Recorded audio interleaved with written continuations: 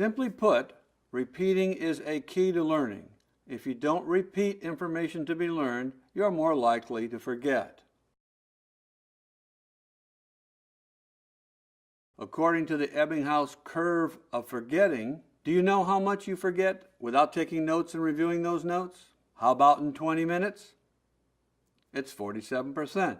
And in 2 weeks, without taking notes and reviewing those notes, you forget about 94%.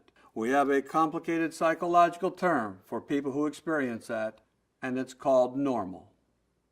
Success in learning involves then interfering with the normal process of forgetting, and that involves regular repetition and reviewing the material over and over.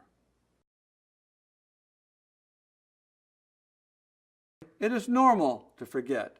To be successful in learning, you must interfere with the normal process of forgetting, and that involves regular reviews.